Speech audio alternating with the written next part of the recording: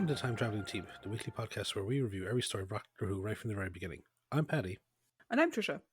In today's special Rambling the TARDIS, we're going to take a look back at the very long reign of the Fourth Doctor as portrayed by Tom Baker. As always with these ramblings, we'll be talking about his strengths and his weaknesses. We'll also be listing what we think are his best and worst stories. And we'd also love to hear your thoughts on Doc Tom. So in order to join the discussion with us, you can message us at Time Team. That's TIMETEAMP on Facebook, Twitter, and Instagram, or X. I still keep calling it Twitter, but I don't care. I'm too old. I'm too set in my ways. And Instagram, or you can email us at timetravelingteam or teamproductions.com. Time Traveling Team at teamproductions.com. Not Ah. or teamproductions.com. Teamproductions.com isn't a thing. It doesn't exist. Damn it. It should be. It shouldn't. Feel free. We own the domain, my love. Feel free to go and create it. I don't have fucking time for that shit. So I don't know about you, but this was a particularly difficult rambling. Oh, this was so hard. I did make a mistake last week. It's, if you're counting Shada, it's 42 stories, not 44, which like we I are. said. So so it's 42, and like his strengths and weaknesses, they're easy. That was the easy quotient part of it for me. But then going back through, he was all right in this one. He wasn't that bad in this one. He was good, but he wasn't great, and it was just like, oh Christ! So it was difficult. I had a plan when we started doing Tom, but it's one of these plans that I had for like 5 seconds, and then my brain just was like, nope. Which is, I should have been keeping like a stacked ranking of Tom's episodes as we were going, because there are so many of them. Because to be honest, there are certain stretches where they all kind of just blend together. I can just imagine like you doing a sort of like a Bruce Forsyth's Price is Right. Is it higher than this one? No, it's not. Is it higher? Do you know? To be honest, it's more to do with the conveyor belt, where I'm like, okay, knife set, microwave, cuddly toy. I forget like half the Generation shit Game that was on it. And so it's a much more generation game than Price is Right. Price is Right. Or Play Your Cards Right. Play Your Cards Right. That was Brucey's one. It was Play Your Cards Right. Brucey bonus and all that jazz. Yeah. But yeah, but even, I'll be honest, even the strengths and weaknesses, because he has such a long run, identifying definitive strengths and weaknesses was actually quite hard. Not impossible, and certainly not. I'm sure we've had characters who it's been harder to pin them down, but that's usually because the character is underdeveloped. With Tom, he's almost too developed.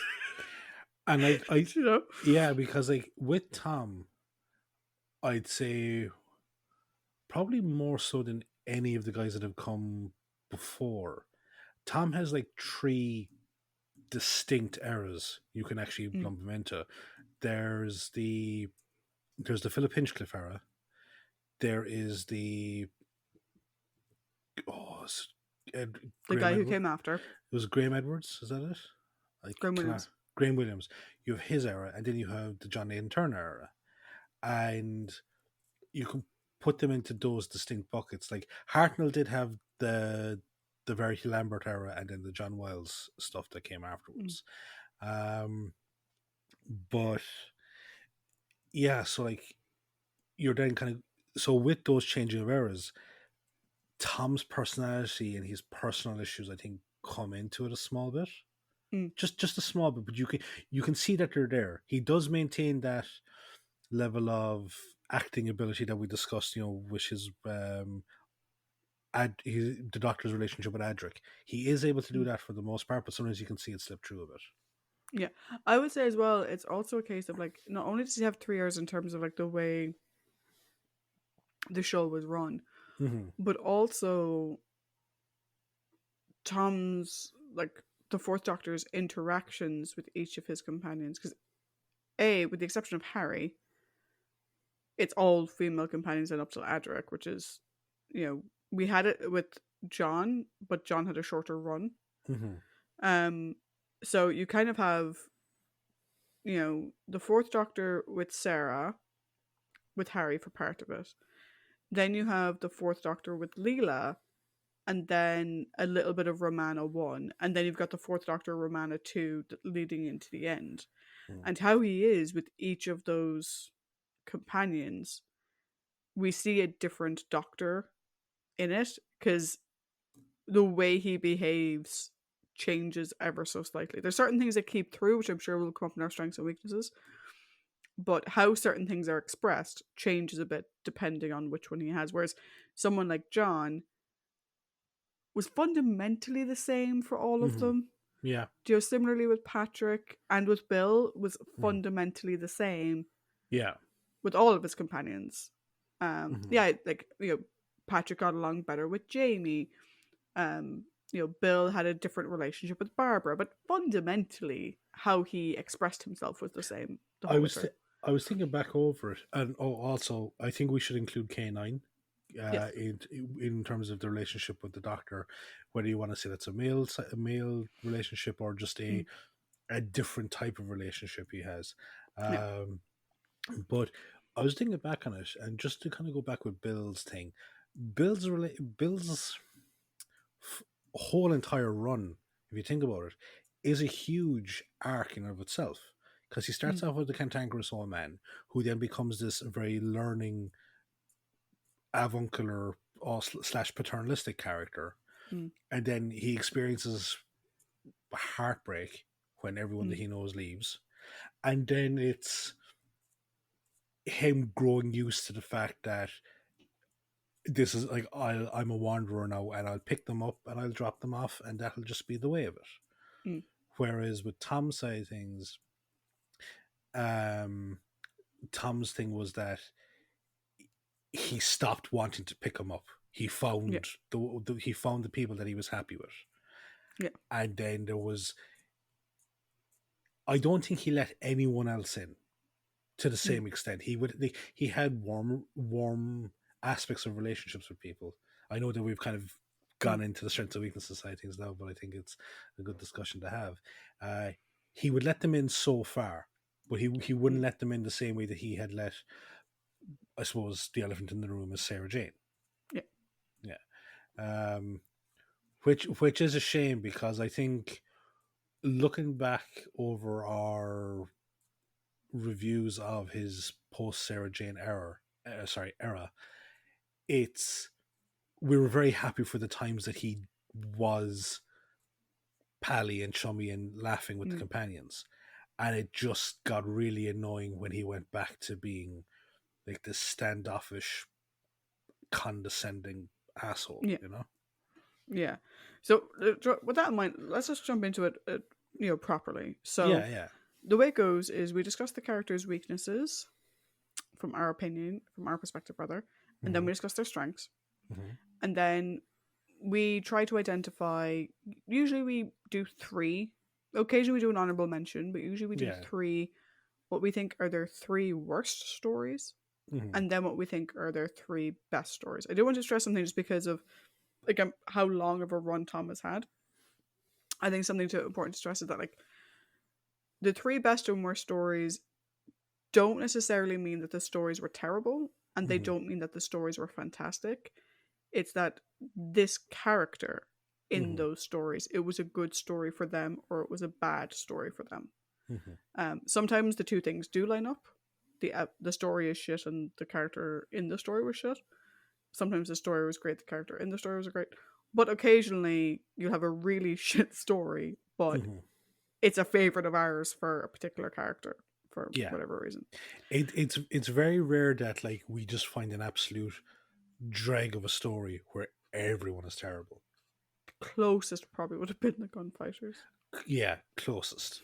But we But we don't talk about the no, gunfighters, we so don't. But like we said that the I think the sole diamond in that rough is Bill. yeah, Is yeah. So yeah. yeah, But we don't talk about the gunfighters. yeah. And actually, I'm going to say it now, A, so that we don't forget, but B, just to put a little bit of suspense out there. Hmm. At the end, this is the exit of a doctor, so we will need to do Hmm. our 4, 3, 2, 1 of Yes. currently, how do we rank them? Yes, yes. I've been looking forward to this since. You know what? I have been looking forward to this since about halfway through Bill's run. When it was obvious I'd fallen just madly in love with him, and Absolutely. I know. will I was. I defend, no. will It was. defend his little Yoda self to my dying Yeah, day. I was. No. I was. I was curious about halfway through the run. Then Mm. when we finished, I was like, I cannot wait for this particular rambling. But let's get into the meat and potatoes, as it were. So, you did socials today, my friend. Yes. So, you get to take point. Mhm. So, Fourth Doctor, as portrayed by Tom Baker. Weaknesses, please. So, one thing that I noticed is that in terms of personality, Mm. there's an awful lot of the second Doctor in the fourth Doctor. It can be, yeah.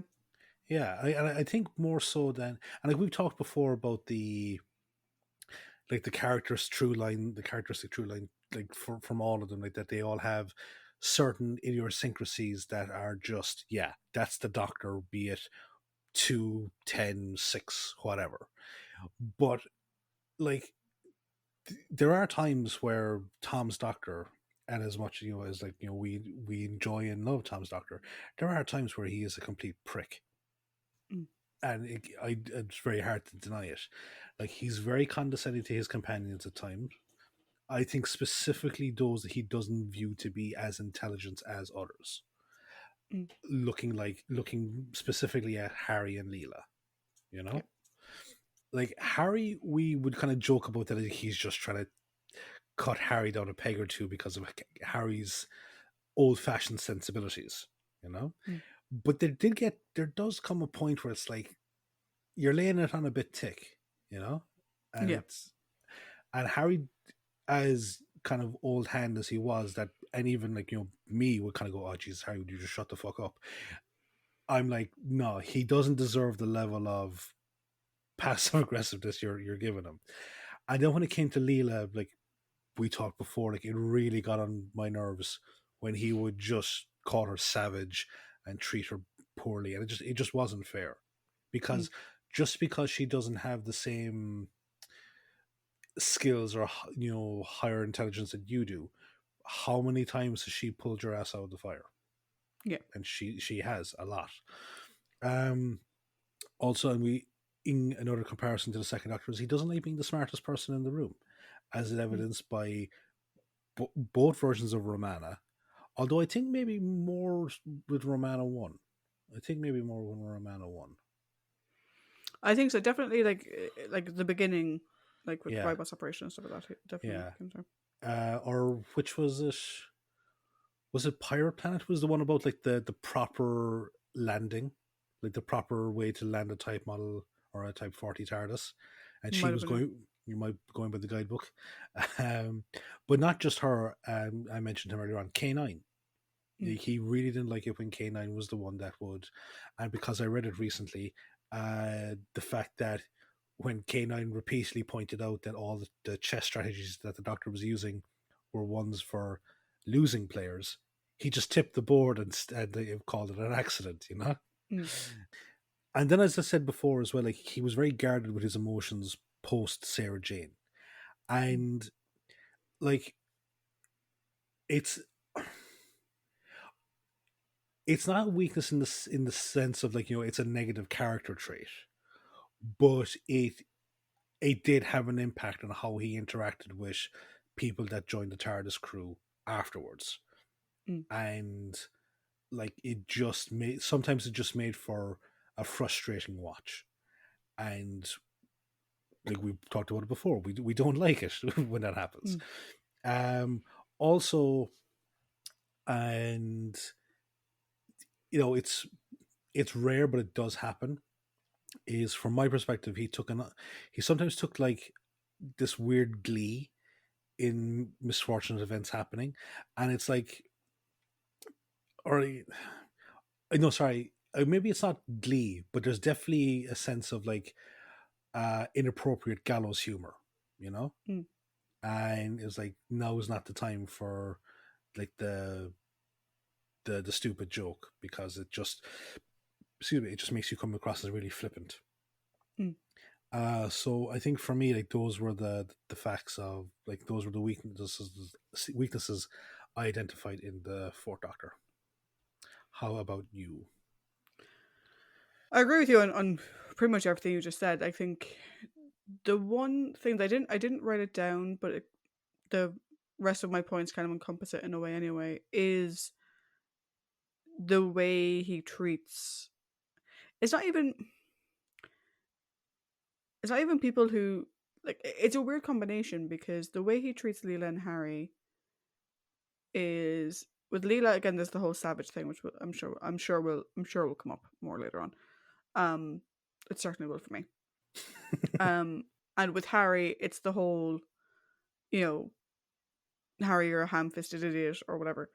But the way he treats his companions, when they won't play with him or they won't play nicely with him, you know, like part of the game is that I'm the doctor and I solve things and I do this. And if you're smarter than me, then that's not going to work. Or if you're going to press the buttons and break things, then we're not having fun playing the game.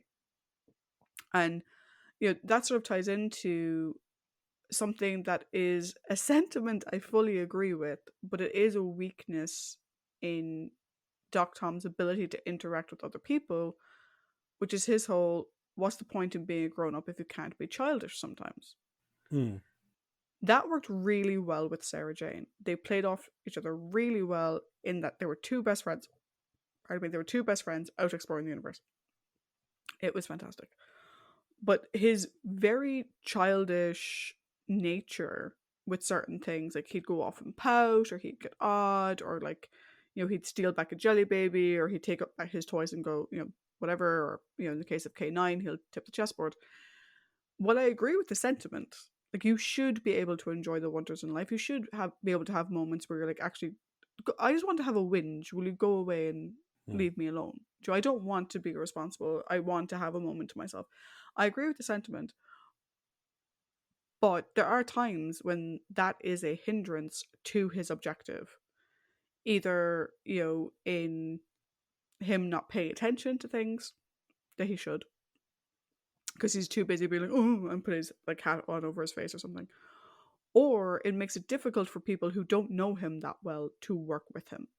Says that with Sarah Jane, it probably worked the best. And in fairness, Romana got there progressively, more and more.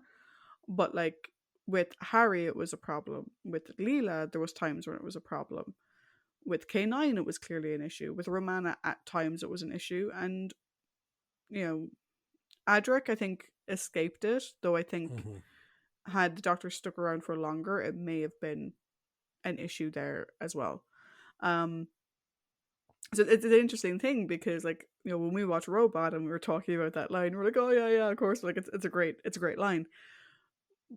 But in practice, given where he goes and what he does and his responsibilities and to other people and whatever, it can be a bit of a hindrance to the overall success of whatever it is he's doing.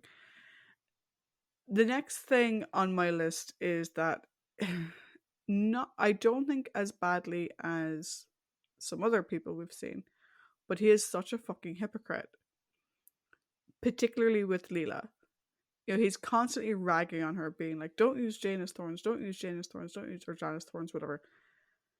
He repeatedly berates her for acting like a savage, and he has absolutely no issues using her savageness when it benefits him. Hmm. Do you know? And like, it's particularly prominent with Leela. We do see it in a couple of other stories as well, where like he's like, "Oh, you can't do the thing," and then he does the thing.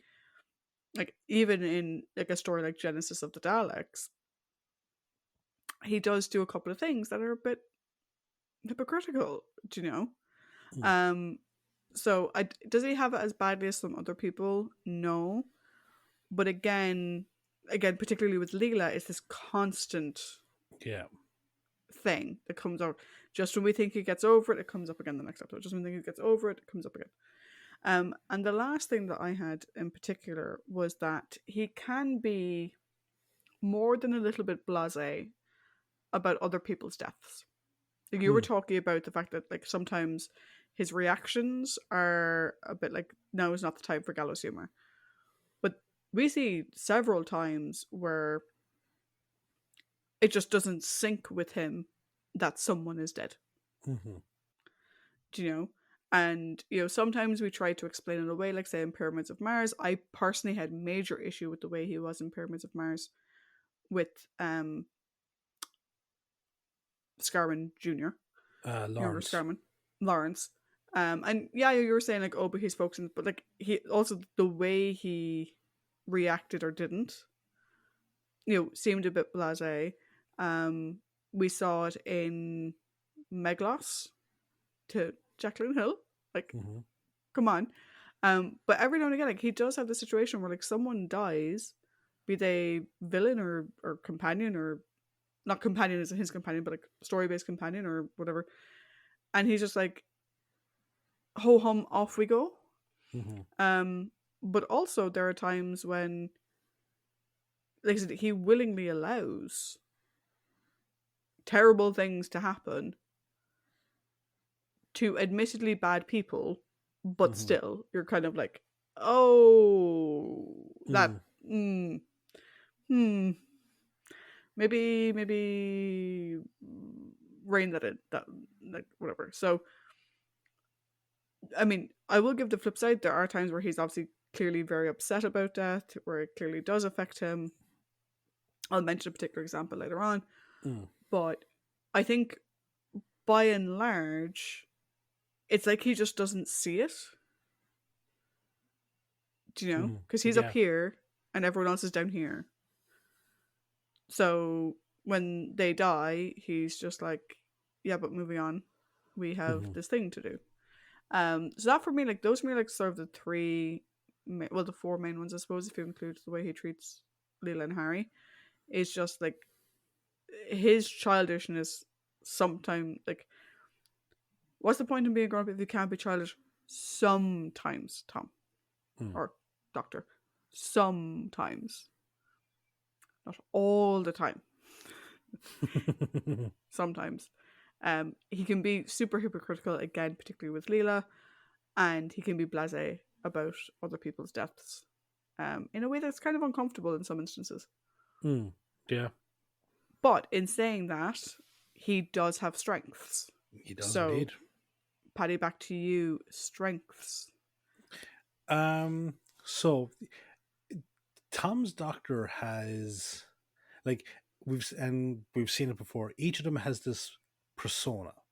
Like we talked about like the initially cantankerous, but then the avuncular old man.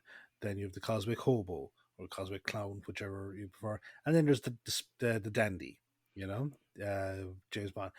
And then like I've often heard like Tom's Doctor referred to as like the bohemian doctor, like or the Mm, avant-garde doctor.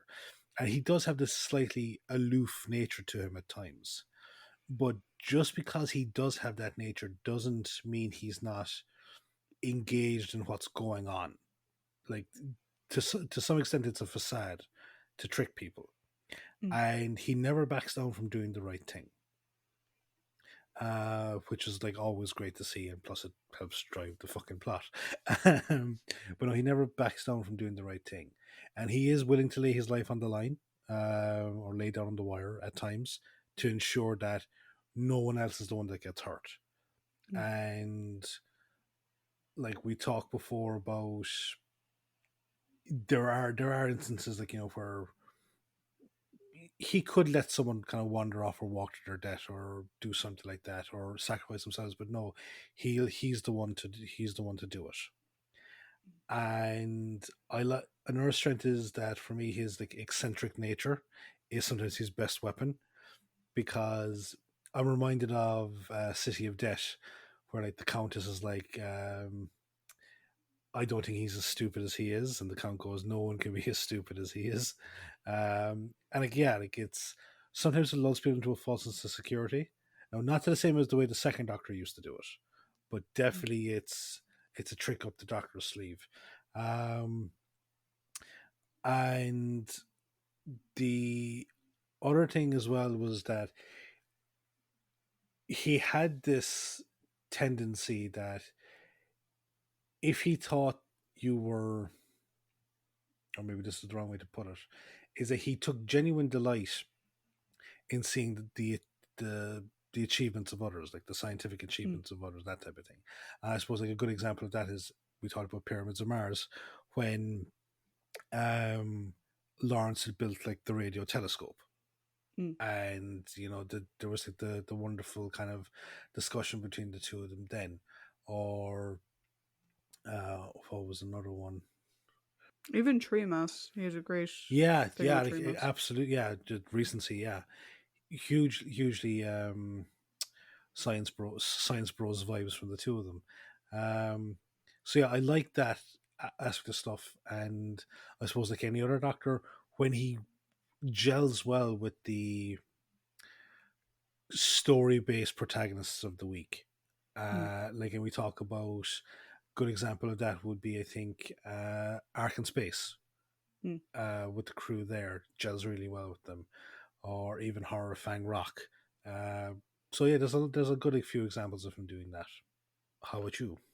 Very good. I think one thing with this doctor that like I think gets overlooked in respect of like what was that doctor like is he can tech the tech with the best of them.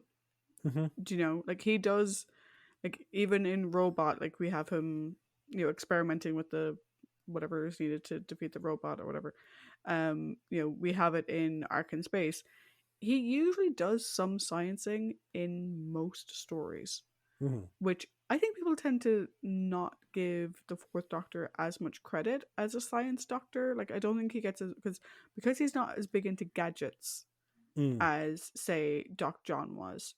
Um, and because what like Bill and Patrick, people remember them differently just because of the last episodes and things like that. But I think a lot of people sort of look to Doc John as like the sciency one, whereas actually Tom sciences almost every episode, Mm-hmm. and he does it well. And it's never. I think the difference though is that like he techs the tech without being, for the most part, overly confident, without being super braggy about it. He's like, 1 second, I just need to build this thing. Just fuck off. To build this thing and then we can do it whenever. And he often does it in conjunction with other people. Mm. So it's often him teaming up with someone else to do it, which is great. Um, I do think that I know we spoke about like Harry and Leela, but I do think for the most part he is very protective of his friends. Mm. Um, you know, jokingly with the exception of Harry, but let's face it, if Harry was ever in any serious trouble, like he would have been there just as protective. Yeah. Um, but like he is very protective of them. He does stand up for them against others. There's one glaring exception to that, but we'll talk about that, I'm sure, later on. I know I certainly will. But like whether it's emphasizing to Vira that it's like, oh, does this one have value? And he's just like, yes, yes, she does. When Sarah Jane is in the stasis thing, Mm-hmm. or when he requests, last week when he requested from the Monitor on Logopolis to take care of Tegan and Adric. He does care about them. Now, sometimes he lets them wander off on their own. They do their own thing, and that's fine because we like them having their own story. But he is very protective of them. He does care about them. We did not have any instance that I can recall, and keep me honest, where it's an ambassadors of death situation where a companion is taken and he just doesn't even bother. He just continues on with what he's doing and fuck him. Um, like, because that was one of our big issues with Doc John with that Yeah. particular story. Like, I don't think Doc Tom did that. Um, now that's not to say that he was always the one coming to the rescue, Mm-hmm. because sometimes he might not know they were missing, he might not know they were captured, or he might not physically be able to rescue them. But like, never did he do anything intentionally to endanger them. Yeah. You know, um, And then the last thing for me, and you touched on this as well, is with the exception of people in leadership roles where really that whole childish nature tends to be in massive conflict, he gets along really well with most people that he meets. Mm-hmm. He's very approachable, he's laid back, which makes him someone that, like, particularly story based companions, whatever, can easily gel with. We talked about, Lawrence Scarman, Tremas last week, but like usually, we talk about it pretty much every week. There's very few exceptions where we don't mention it, where, oh, I loved Tom's interactions with this person. I love the Doctor interacting with that person. Usually he gets along really well. And often it's because he helps celebrate their successes, particularly, when they're small successes and he gives like massive credit. Mm-hmm. He doesn't fully go that way with some people because he recognizes something is fucky, but like for the most part, he gets along really well with most of the people that he meets, which is Uh, good. I was going to say, slightly tipping my hand here, but one relationship that he has that I absolutely loved was his relationship with D84, the robot Yeah, spy in Robots of Death, yeah, because he made him feel valuable. yeah. Yeah.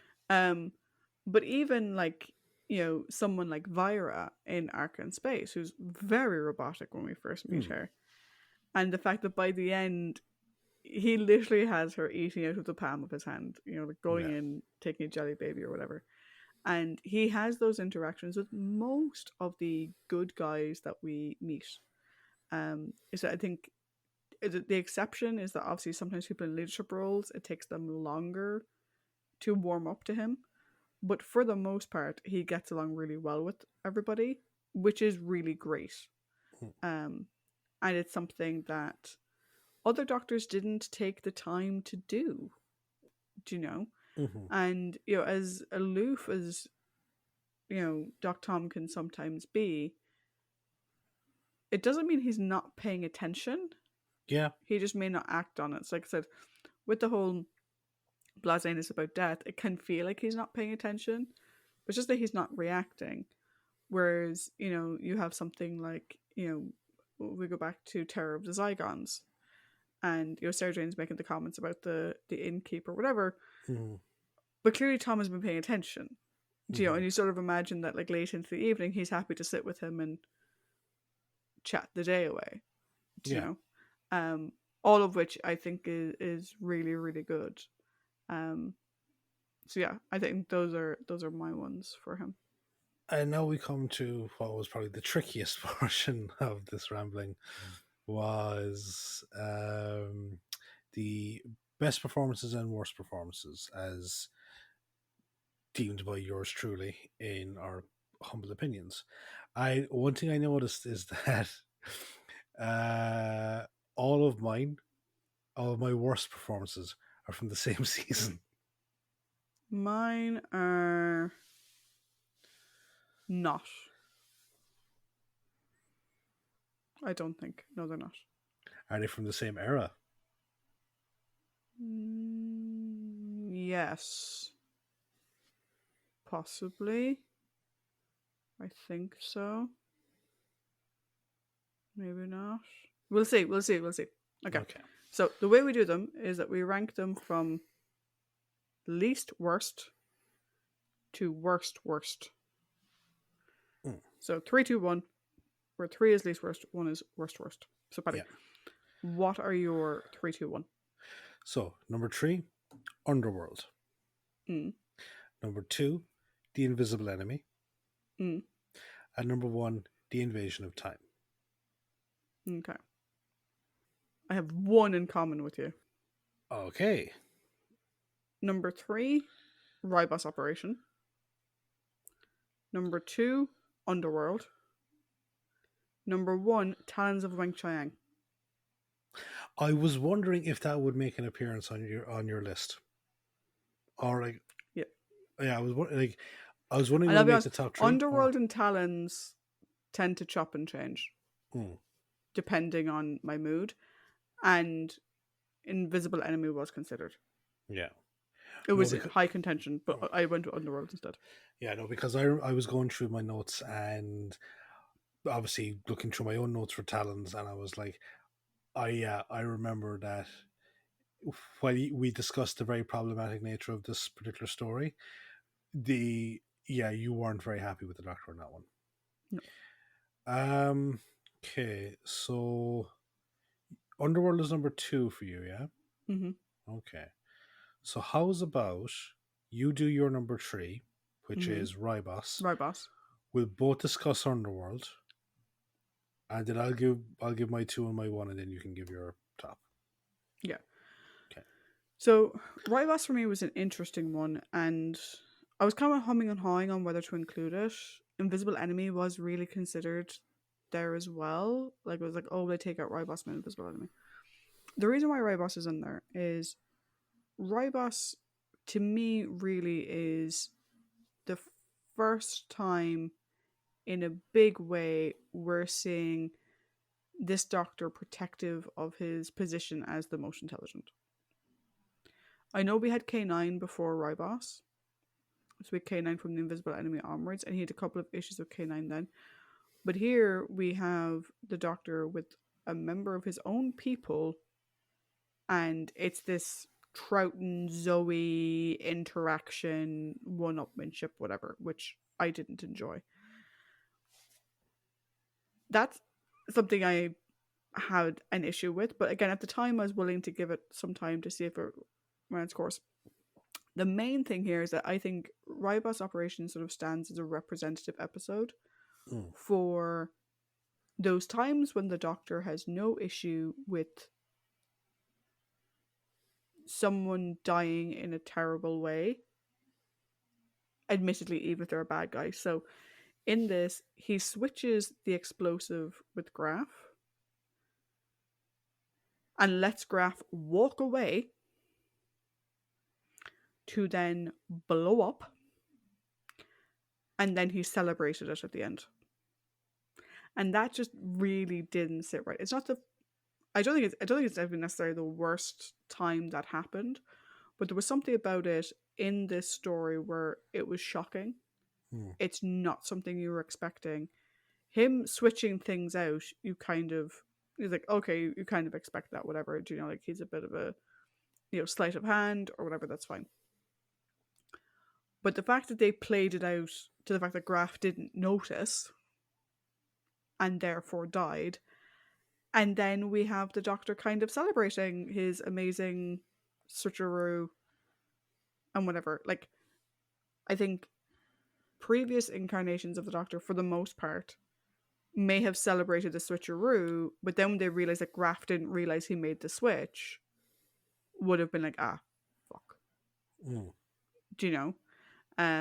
But here, it's just the casual way that he did it really struck me as wrong. Yeah. And so that's why Rybos went into my number 3 spot.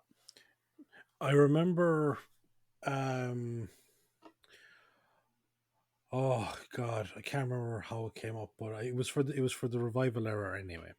And I think it was in relation to David Tennant's Doctor about the resolution he had for one villain. They were just like going, "Oh, that's very cool. The Doctor would never do that."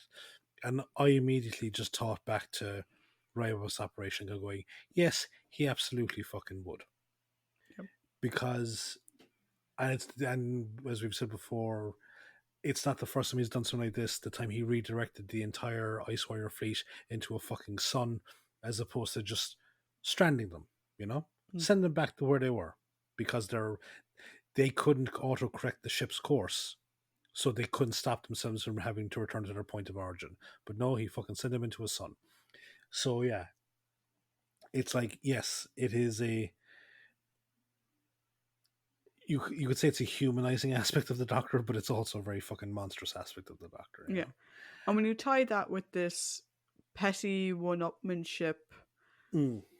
I'm better than you, even though you're better educated than me, and whatever thing that he has with Romana, it just sort of sits wrong. Yeah. Do you know? But yes, that was my number 3. Then you had it number 3, and I had it number 2, Underworld. Yes, Underworld. So my big thing with Underworld was I didn't like the Doctor for like pretty much the entire story because he's incredibly egotistical in it. Also, this his his logic behind stuff was dumb. Like, do you remember? He said he specifically killed the nucleus because it was much larger. Mm, You know, I was like, it doesn't matter what the size of the thing is. Its intent is to just control the entire, corrupt and control the entire galaxy, mm, regardless of how big or small it is. So just because you made it bigger doesn't add any more justification to killing it or stopping it. mm. So I thought that was stupid, but also like, and it was just this really like almost like I won't say abusive aspect of his relationship with Leela, but he was just very, very condescending and demeaning to her throughout the entire story, you Mm. know? And then like when they went through when they got shrunk down and they were going through the brain aspect of stuff, and it's like, okay, so you have no problem like mocking Isn't that her. Invisible Enemy? Oh my god, yeah, I'm talking about the wrong fucking story. Sorry. Yeah. I was No. wondering, I was like, a lot of what you're saying is true Yeah. in Underworld. And then you went off and took a left turn, and I was like, No, yeah, no, sorry. Yeah, no. My thing with Underworld was the relationship with Leela, mm. because it was like you can't. Um, yeah, Do you want it me to do was mine first? no. Like, no, no. Like I remember it now. Basically, it was the thing with the Underworld was down to his relationship with both Leela and K9.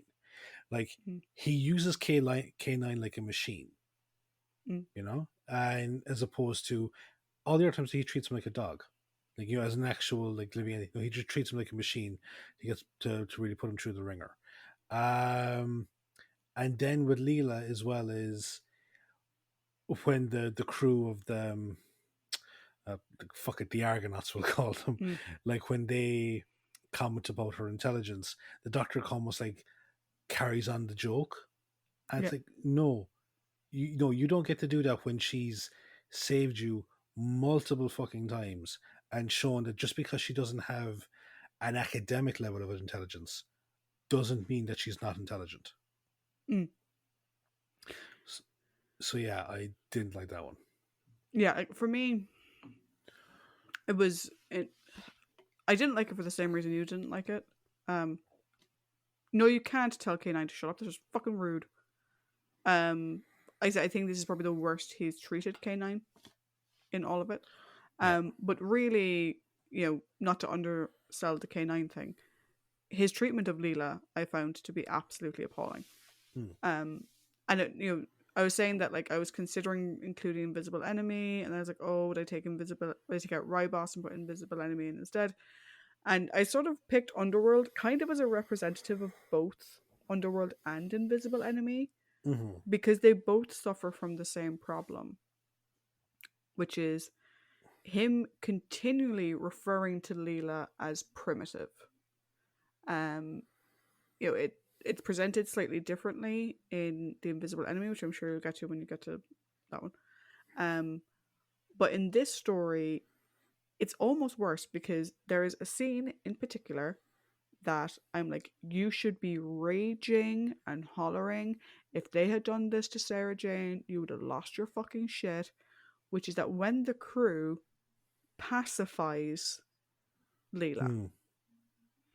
so they use technology on her to essentially take away her emotion, and she's clearly massively freaked out by it, as anyone would be, Mm-hmm. and he should be appalled on her behalf, but he just seems to let it go. And he just like he explains to her what happened, and he's like, "Oh, they just pacified you." Blah blah blah. I'm like, no, no, no, no, no. A, you stop fucking agreeing with other people about her intelligence. Has she not proven herself to you yet? But also, how dare you let them do that to her Hmm. and not defend her? Like, again, like, I'm trying to imagine if that had been Sarah Jane, he would have lost his fucking mind Yeah. at what they had done to her. If you think, like, if that's Doc John and that's happening to any of his companions, he would have lost his shit. Um, Bill would have gone nuclear. Hmm. Like, if someone had tried to do that to, I mean, Susan, fuck right off. If they tried to do it to Barbara or Vicky, he would have lost the rag entirely. The boys maybe less so with Bill, but like he still would have been like, "How dare you? You can't do that on a sentient being." Even, forget the fact that it's Leela. The fact that he didn't give out about them using that type of device on a sentient being, I'm like, no, no go. What the fuck is up with you?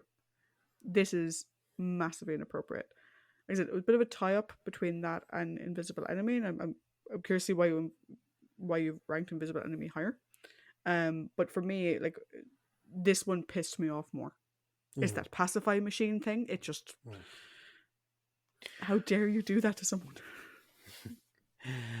Uh, so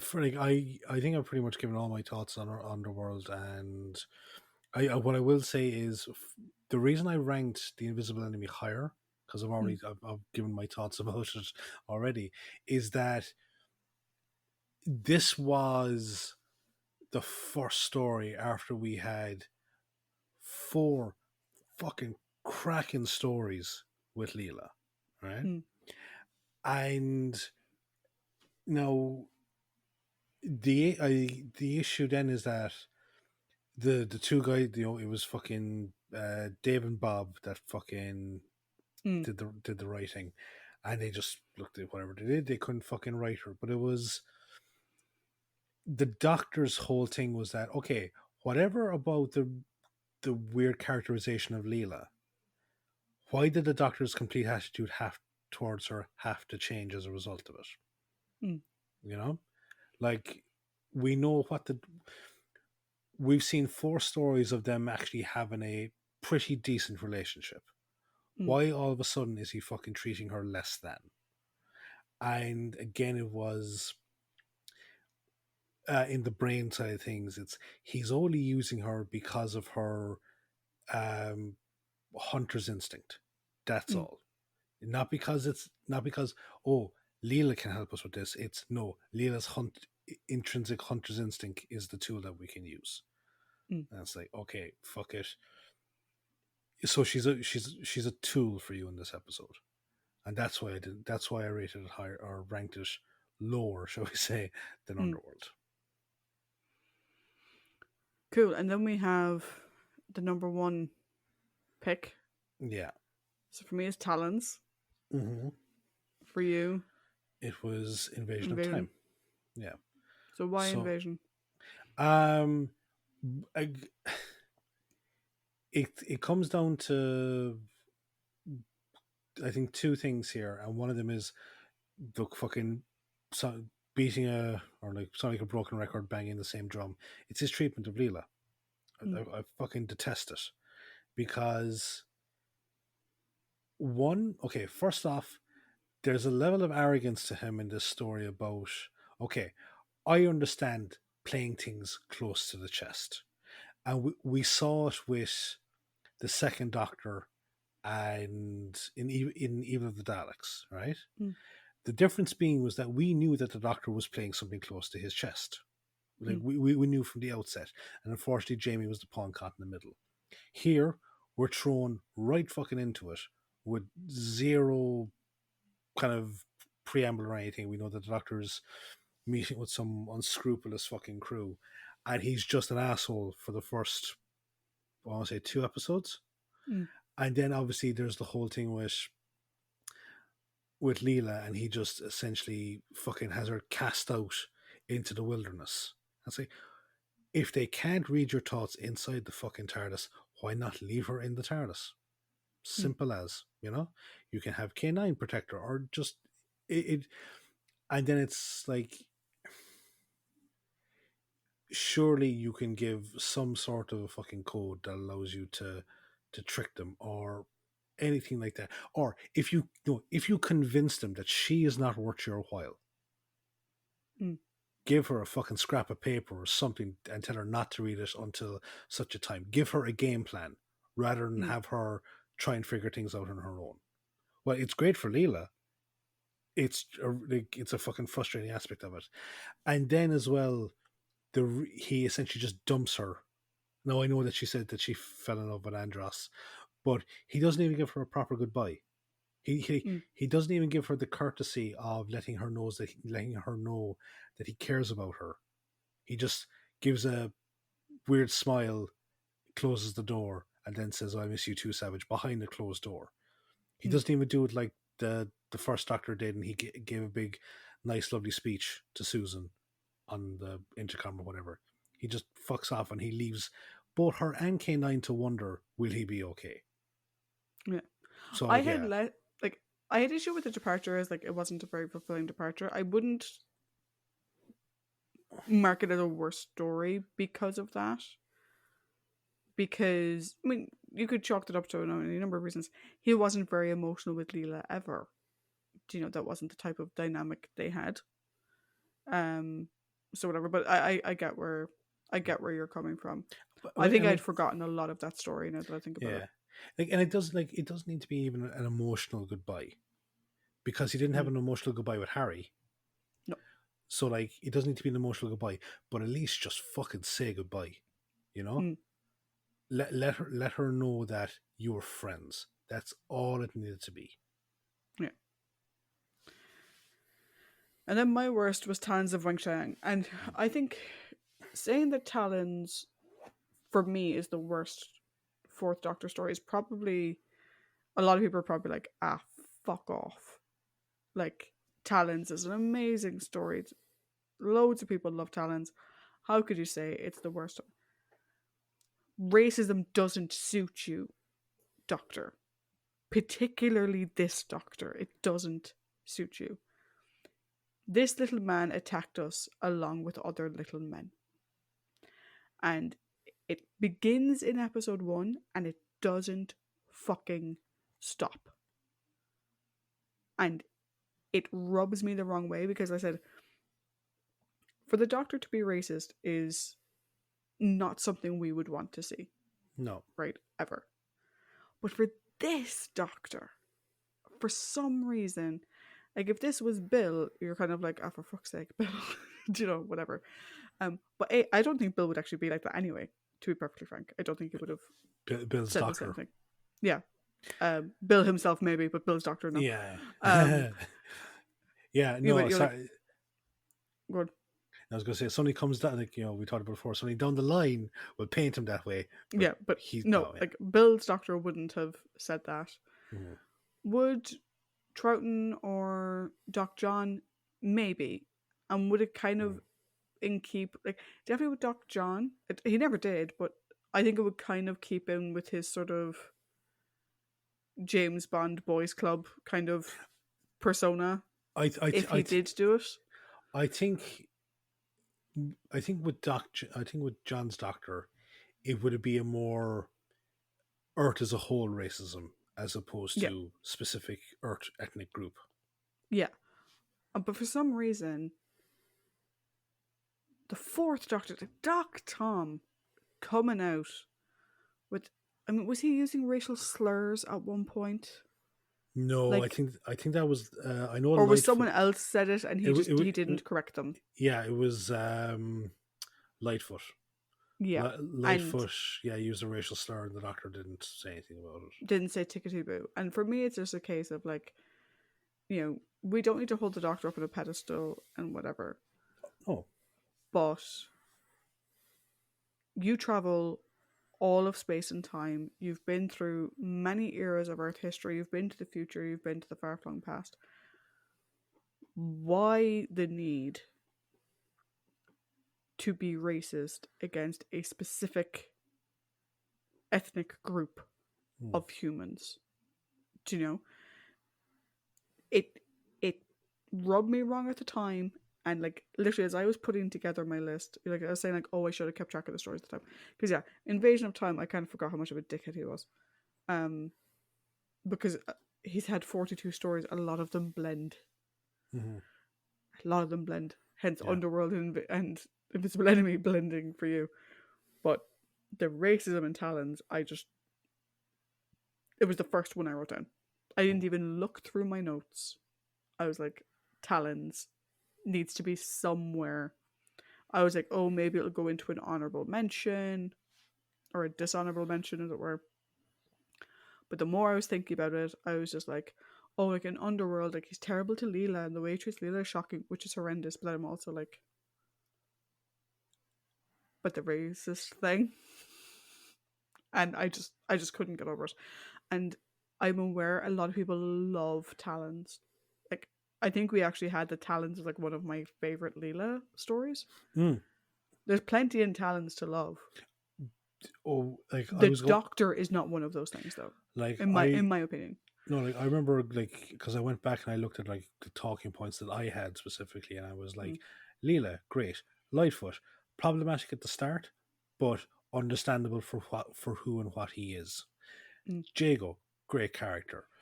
Fucking Magnus Creel could have been swapped out with the Master, and it would have made it just as much sense. And Lee Sin Chang, like a fantastic performance, but the complete wrong person to give it because Mm. it was like, and like, yeah, like we went through that like a few times about like John Bennett, so good, So brilliant. the much better antagonist in that story, but it's fucking got this massive asterisk beside it saying Yellowface, and it's like, for fuck's sake. um and like there's also even like um the with Mr. Sin, Mm. the doll, some of the terminology used for him isn't very PC at the moment now, you know. Yeah. And The other thing is, like, I was watching. I think this is actually this could be why it stuck in number one. I was watching an interview that Gareth Wong Garrett Wong yeah. did with Connor Trenier and Dominic Keating and Bonnie Gordon. So, in case people don't watch, Garrett Wong was in Star Trek Voyager. Dominic Keating and Connor Trenier were in Star Trek Enterprise. Dominic and Connor have a podcast called The Shuttlepod Show. In their most recent episode, they were interviewing Garrett. Bonnie Gordon, who does the voice of the computer in Star Trek Prodigy, was filling in for another lady that they usually have whose name I've forgotten. There you go. Something like that. Mm.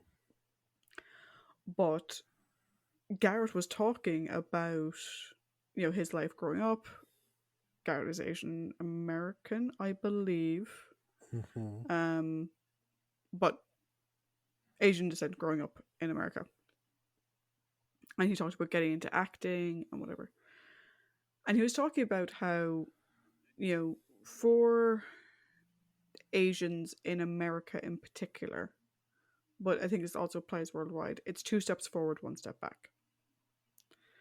So, you have, amazing invention coming out of wherever, then 2 weeks later, Pearl Harbor Mm-hmm. happens. You have, from an industry perspective, you've got, a film like Crazy Rich Asians comes out, and everyone's like, Mm-hmm. oh my god, this is fantastic. Then COVID hits, and you have the president of the United States calling Yeah. it the Chinese virus Mm-hmm. and whatever. And he made a point, which is that even now, friends of his say things that are so racist against Asians, and they don't see the issue with it when, if you tried to use a similar comparative thing for African Americans or just Africans in general, Mm-hmm. people would lambast you for it. Yeah. Because they're Asian, people don't seem to give a shit. Mm-hmm. And so there was something like that was in the back of my mind when I was doing this list. And I was like, so Talons, a lot of people love Talons. And I understand why. But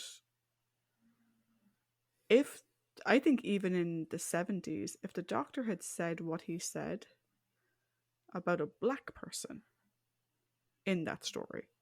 That Mm. would not have been allowed. Yeah. But because they're Asian, it's fine.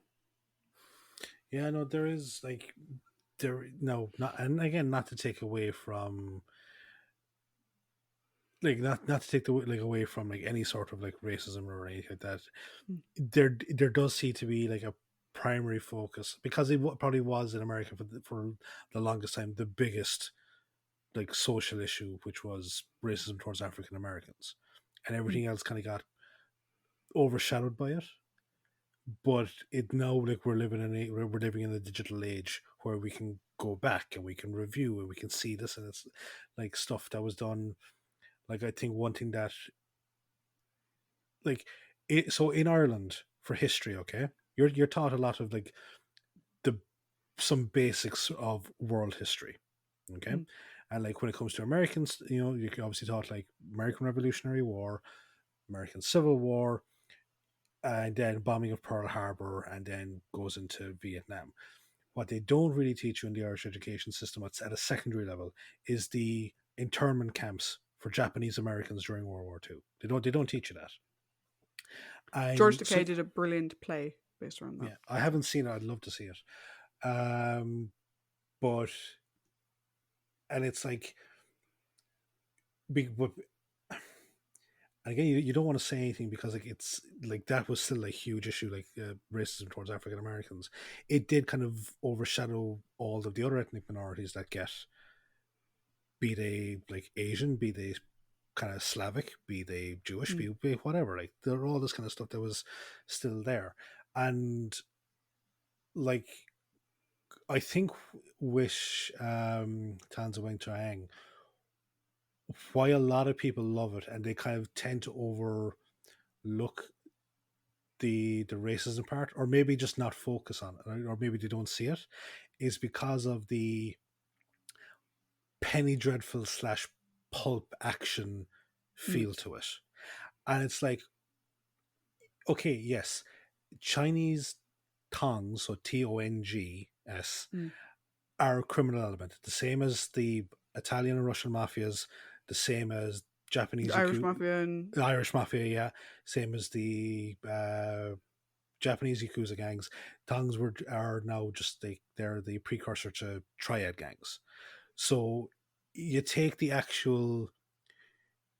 What happens is a lot of people they view past the yellow face and they focus on the story and they're like, oh yes, this actual legitimate criminal element are doing like the same way with any other kind of immigrant grouping.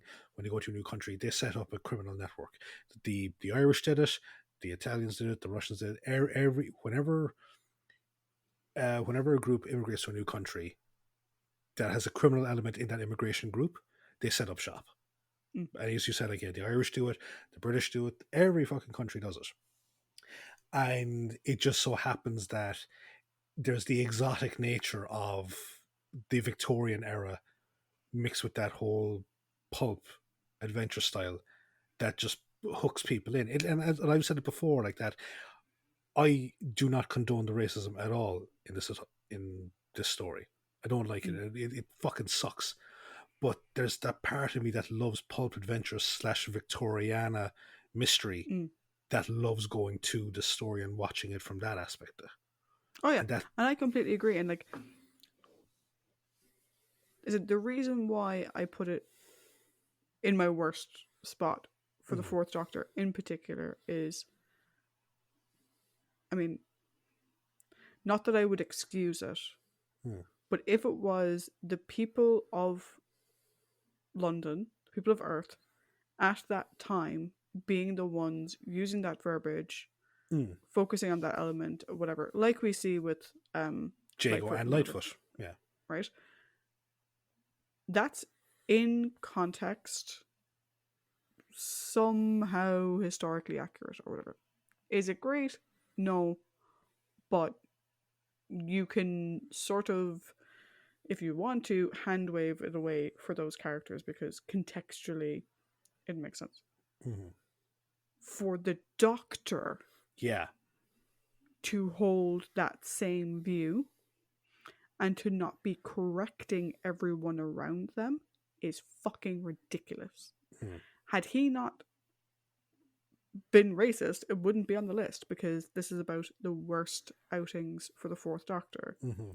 And for me, what like, and again, I literally look like a fucking light bulb. I couldn't be whiter if I tried, Yeah. right? Literally, right? Um, this isn't attacking me or mine or whatever, but it's unacceptable and it's uncomfortable. Mm-hmm.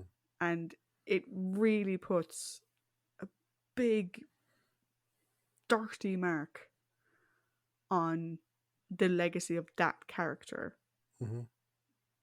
who, you know, Sarah, don't make fun of people who play a lament for the dead on the whatever, Mm-hmm. or who sees the wonder in other races on other planets and whatever.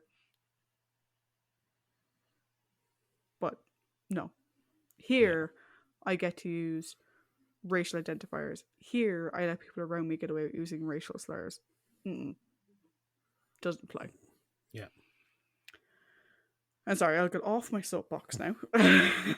But no, like I think it's, and you said something there that was very interesting, which was that like the Doctor is not a perfect character, no matter how many, be they fans, be they actors, be they writers, be they whatever, want to put the Doctor up on that pedestal as being this universal savior. He's a deeply flawed character, and he has been since day one. Been since, Yeah. and and that flaw carries all the way through to the revival era. It really Mm. does, and across every iteration to it, and like even as like where I think a lot of people would defend her against the vitriol that she received simply for being who she was. Jodie's Doctor wasn't a perfect fucking Doctor either. Like she Yeah. had some very kind of eyebrow raising moments. You're like, no, not really fucking into that. But I think that's what makes the Doctor across all the incarnations an actual interesting character because they're flawed. Mm. Like perfect characters can get very boring. Yeah. Flawed characters are interesting because they keep you coming back. Yeah. But let's move on to the best stories, which again, I don't know about you. For me, this was so hard. It was It so hard. it was, and there's one story now I think that you're probably going to raise an eyebrow at when I fucking say it. Um, I will say I have two honorable mentions. I have, I have Well, two actually, as I well. have the entire run with Sarah as an honorable mention, but I specifically have two. I have two honorable mentions as well. So my first honorable mention is Robot. Yeah. Robot is Tom's first outing. It's a Mm-hmm. regeneration story and reintroduction story.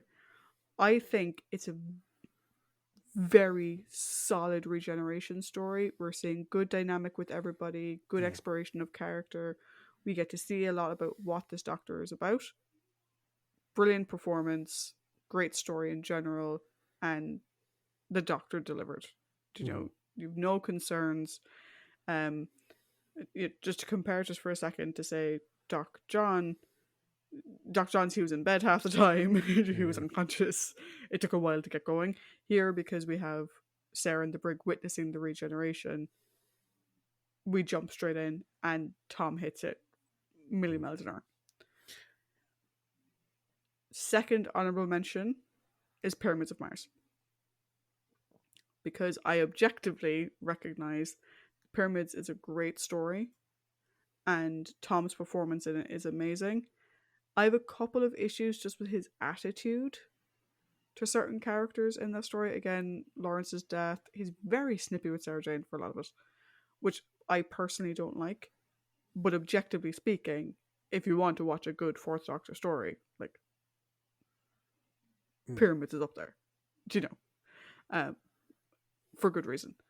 How about you? What are your honorable mentions? So my honorable mentions are the Pirate Planet, mostly because of that fucking beautiful exchange with the Mm, pirate captain and the, well, what, like the exasperated, what's it for? mm, It just fucking, I have issues with the story, as I've said multiple times, but that exchange was just, oh, it was great. It was fantastic. Mm. My second honorable mention then is actually Legopolis. Oh, very good. I thought that his regeneration story was fantastic because, as I said, it's the earliest the Doctor knows that they're going to die, Mm. and the subdued performance he gives, and like the sort of like the slow farewells he's giving everyone. But the thing then is like that. Uh, we talked about the actions that the preceding doctors took that led to their eventual, regenerations. Mm. Like the first doctor, he just so happens to be caught in the Cyberman invasion, and the strain proves unfortunately too much for him, and his body gives out. Mm. The second doctor, while maybe the fight he could have won the fight by attrition, but he did realize that, look, I have to call in the cavalry here, and I'm going to Mm. pay a price. The third doctor then was like he he had to. I suppose he had to face up to the fact that, like, I have to bring that crystal back, and it could very well be the death of me. Mm. Whereas here, it's the Doctor has no choice but to save the day. He has no Mm. choice but to run into the arms of his own demise, because otherwise the universe will die, Mm. and he can't do that. So I thought it was like a very like it was a very sweet story, I think, in terms Mm. of, like, for the Doctor. But my 3, 2, 1. Yeah. So 3, 2, 1 for here. 3 is Bronze. bronze, 2 is silver, 1 is gold. Yeah. Go. So my third place is actually the Pyramids of Mars. Mm. My second place is the Horror of Fang Rock. Mm. My first place is Genesis. My third place is Pirate Planet. All right. My second place is Horror of Fang Rock, and my first place is Genesis. So close to alignment. So close. So far. So, yeah, what is it? Your one of my Honorable mentions was my thing, is and one of my third. honorable Yeah, mentions is yeah, yeah. Cool. Cool. So I suppose I'll go with Pyramid, if that's okay. Yeah, no, go ahead. And yeah, like, I fully acknowledge, and I think I did at the time, but I tried to I offered the same defense as I did at the time. I fully acknowledge that, yes, he is snippy with Sarah Jane, and yes, he snaps at Lawrence, and I think it's a great scene the way he snaps at him, because, like, trying to get him to see the realization of, like, your brother's nothing more than an animated human cadaver, and I still offer the kind of the same defense of that is it's given the context of what they're facing. They're facing Sutek the Destroyer, the last of the Osirans, and it took over 600 of his own fucking people to just simply imprison the fucker, you know. And he's faced with the thing of coming back. And now, look, yes, an apology would have been nice. An apology at some point, because especially seeing how Lawrence dies without ever receiving that "I'm sorry for snapping" type of thing, you know. Mm. Um, but I think as a showcase of the Doctor himself, with all his his bells and whistles, but also his character flaws, I think Pyramids is a great story for that. It's a great story in terms in general anyway. Really good Sarah Jane story, fucking A-class villain, the tragic figure of Marcus Scarman, who is, he's a meat puppet, but there's still some semblance of life there. Lawrence's whole boyish exuberance, and then his sad death. Like, it is a sad death. And, like, in the middle of this whole fucking swirling thing is the Doctor trying to keep his friends safe, trying to stop an unspeakable evil from rising, bonding ever so slightly with a fucking turn of the century scientist, like, with that side of thing.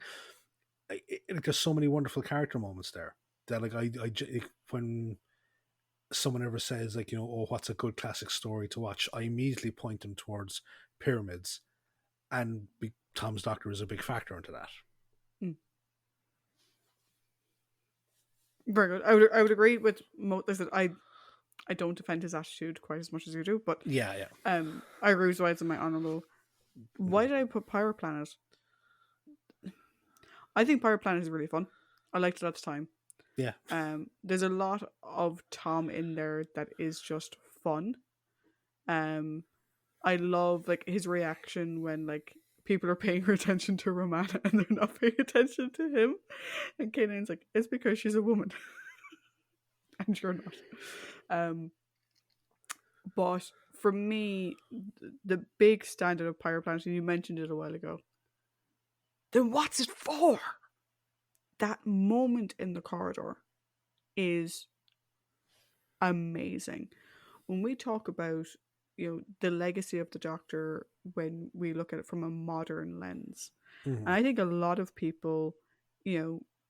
people who of our age who watch Doctor Who, a lot of them would have gotten into it with the revival era, Mhm. and so this oncoming storm, this sort of post Time War Doctor, you know, Eccleston had a bit of it. Um, David, the oncoming storm was basically his thing. Mhm. Matt had a bit of it. Um, Capaldi had it in spades as well. Jodie not so much because she's obviously post this. She's the recovery and the light that comes after it. Mhm. But I think out of everything, that scene, I'm like, there it is. There is him defending more than just. It's more than just like the Daleks are evil. We have to defeat the Daleks. Whatever.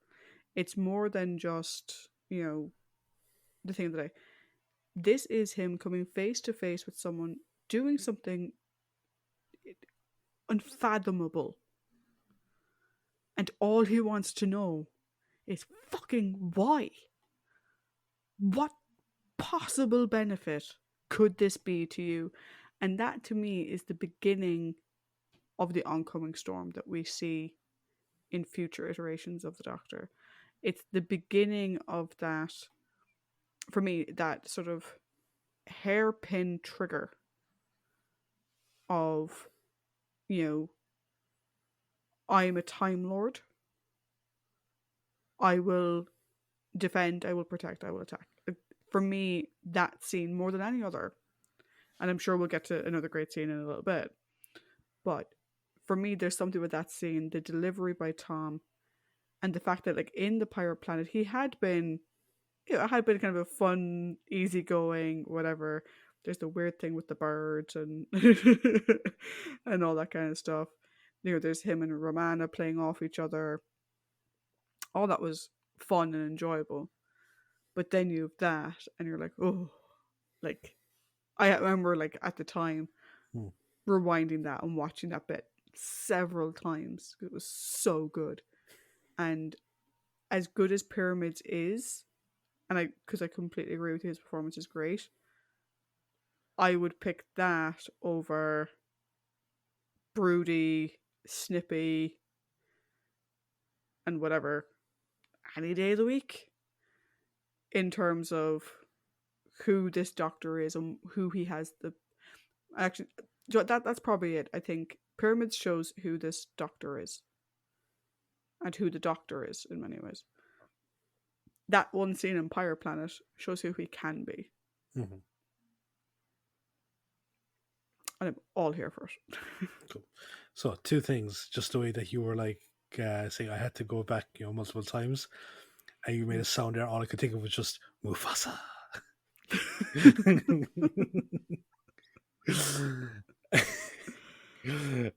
Also, I never thought I'd see the day where a Douglas Adams story made it into Trisha Brady's top three performances for a Doctor. I said the Doctor was great. Although you know, I'm coming. I said at the time I really enjoyed Pirate Planet. Yeah, There's you something did. about the story. Yeah, It's fun and mm, it's fun to watch, yeah, and it's not too far up its own hole. yeah. No, Which, you know, no, which is absolutely. great. And it is a good. It's a surprisingly good story. I think Mm. surprisingly good. Awesome. So then we have the joint top two of Horror, Fangrock, and Genesis. Yeah. Cool. Um, so I remember our having a very our discussion surrounding Genesis, or not Genesis, sorry, Horrifying Rock being very interesting because it was, I think it was the supporting cast, so some of the supporting cast, not all of them, no, Mm, that kind of dragged down the overall story. But I would still highly recommend the story because one, it's just a fantastic kind of setting and like fucking spooky lighthouse. It's great. But the two things I love it for the most are one, the Doctor's relationship with Leela. It's fucking brilliant. Everything that comes after it is so heartbreaking, but it's brilliant because they've gotten the rapport is established. They're fucking pally, you know. mm, Like, yeah, he might reprimand her every now and again, but like, or but there's no meanness in the comments anymore. Like, mm, there's none of the shit that's going to follow with Dave and Bob's characterization of their relationship. Um, so that's great. The other thing I love is that his interactions with like guys like Harker and Vince, mm, and before he gets fucking murdered, Ruben. Like, mm, with the rank and file, Tom's Doctor can be so good. It can be fucking brilliant. We saw it in Ark, and we saw it in, to an extent, we saw it in the Planet of Evil. You know, with mm, Wyszynski, um, and maybe one or two of the other crew members. But here, it's just everything is just so smooth. mm, It is just, oh, like, it's such an enjoyable watch, and like, especially because it's such a confined setting, mm, and they really only have, like, there's limited, was it the special effects are the route on itself, which is just a fucking mound of green jelly, and mm, like a shooting star. Everything else is character work throughout the entire fucking thing. Um, and as well, like, there's the investigate. Like, it's a haunted house investigation, mm. which is brilliant because he does it so well. So yeah, it's, I don't know more I can say about it. So I'll turn it over to you to say more about it. I d- It's essentially the same. I think for me, when it comes to the pinnacle of the Fourth Doctor and Leela, Talons could have been it. And then Horrifying Rock comes along, and you're like, no, here we go. Here we have it. And I was actually, I had a quick listen back to our thoughts on this, and you made the point of, um, at one point he's like, oh, we need to, we need, the high enough this. And Leela's like, why don't we use the torch or something? He's like, why don't we use the torch? That's a fantastic idea, Leela. Like, well done. Do you know? Um, he shows so much trust in her. He's like, Leela, go take care of it. And off she goes. Right. And he knows her and he can trust her. And like I said, even when he corrects her on something, there's no excessive criticism, there's no malice. Like, I can't remember the specifics off the top of my head. But say for example, if she'd been like, oh, we can use, you know, a tire iron to this, and he's like, no, a tire iron isn't really gonna work. You'd want a jack. But it's purely education. It's purely, yep, you're on the right track, but here we go. Because like this is the story as well, I think, where Leela goes on about how the doctor's teaching her to think of the scientific approach. Mm-hmm. And I'm like, oh, like he's teaching her and whatever. It's like it's that big step up from, previously the one teaching Leela was K9. Or like, Mm-hmm. or coming up, K9 will do a lot of the teaching, but like here, sorry, I got my stories out of order. Coming up, we'll see K9 doing a lot of the teaching with Leela, or a lot of the educating of her. But here we see them doing it together, which is great. And I totally agree with you. His interactions with the other characters, Vince and Harker in particular, are fantastic. The way he is with the dickhead from the boat, Mm-hmm. I think, because he has no time for him, and he gives him absolutely zero maneuverability. He's just like, I'm not talking to you. I'm talking to Harker. I'm talking to whatever. Um, and it's great. And I think, you know, for a post Sarah Jane story, Mm. um, this is the Doctor in a good, happy working relationship with everyone else. And like I said, we've got all the other stuff. You know, it's a creepy lighthouse. You know, confined space, all that kind of stuff, mystery, whatever. And he deals with all of that brilliantly. Um, you know, with the rank and file, he's great. With the lads in the lighthouse, he's great. Like the only people he has an issue with are the rich fuckers from the boat. That's Mm. literally it. And even like the one thing then as well is like towards the end when Skin Sale, like, so the less dickheadish of the Mm, fucking, you know, like he dies, and I said that kind of a very kind of greedy fashion, mm, trying to recover it. And like, the Doctor gives him dignity in death by saying he died a hero, you know, he yeah, died to buy his time. So like, yeah, there's that aspect of it as well. yeah. It does end as well with a little bit of a weird tone because the Doctor's like laughing at something. It's like, Yeah, everyone just died. yeah, that's the epitome of the bad gallows humor. Uh, Don't end. But no, I think it's great. and Um, like, I know you joked about it earlier as well, but like one thing I really do, like, I'm just kind of, I'm happy to see is that your your best performances for Tom's run are actually a mix of the different eras.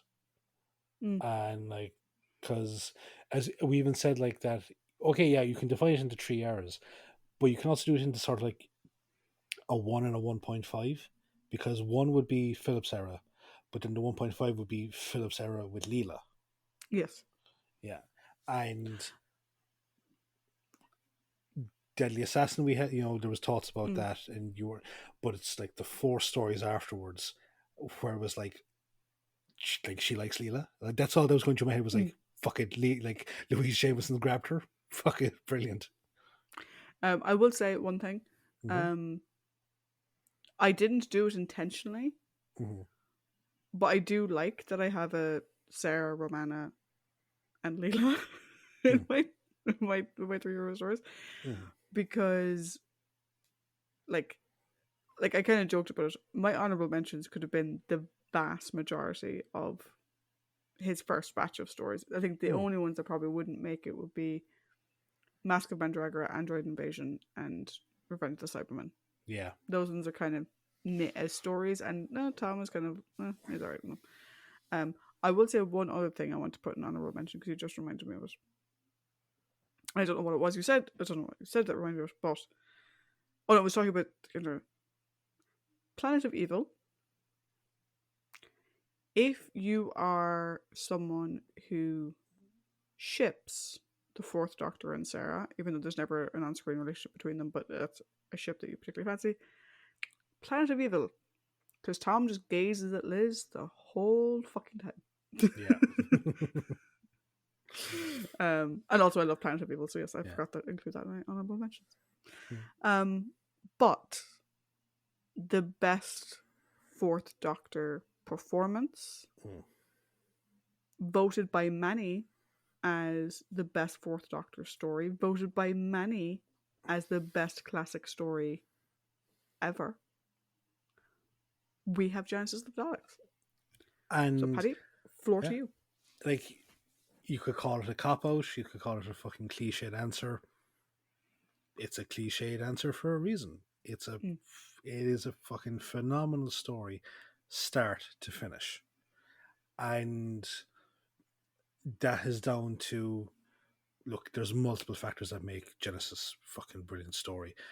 The concept, the supporting cast, the main trio, the mm. separation of fucking Sarah Jane from the two lads doing their whole thing, Ian Marter doing a fucking really good job. And I think where it comes down to things are, there's three moments that always stick out in my head when I think of Genesis of the Daleks from the Doctor's Mm, perspective. One, the Doctor talking to the Khaled High Command, talking about what Davros has designed, but basically about the design of the Daleks, and it's just this wonderful World War II espionage debriefing session there, and the doctor, and just the way that like Tom delivers the dialogue, it's amazing. It's almost like the last level of a video game, you know. Mm. So there's that. The second thing is, and like, God, she here.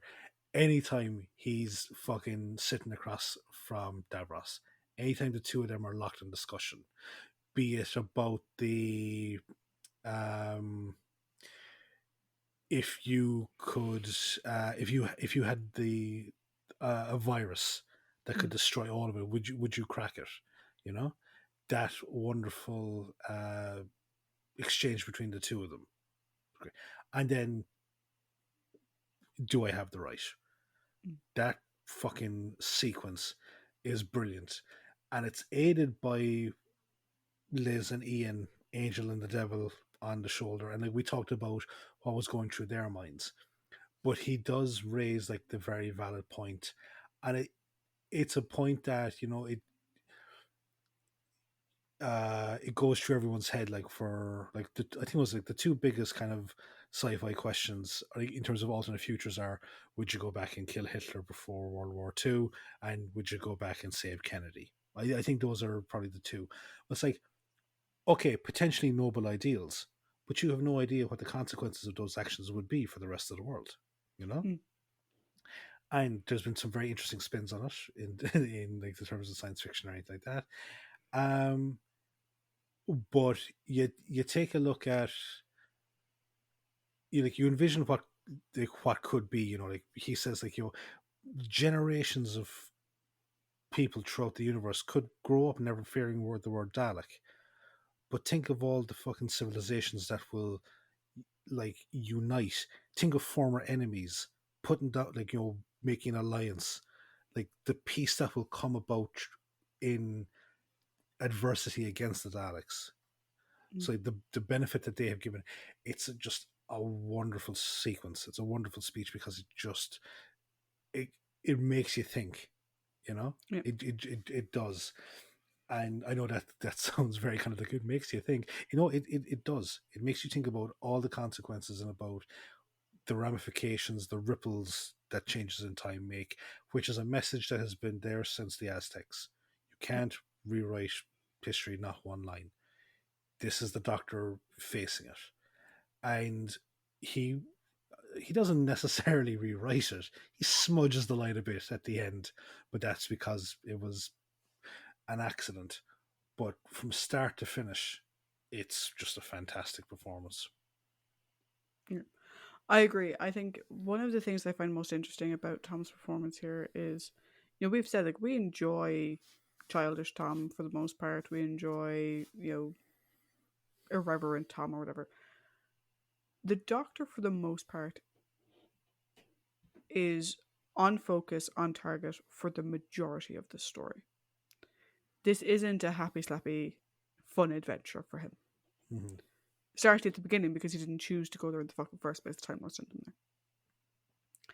there. And I think what almost makes that work to the better, which is going to sound a bit strange given my absolute adoration of Sargent, is he spends the vast majority of the story teamed up with Harry. Mm-hmm. And this isn't them being funny. This is no place for making fun of Harry.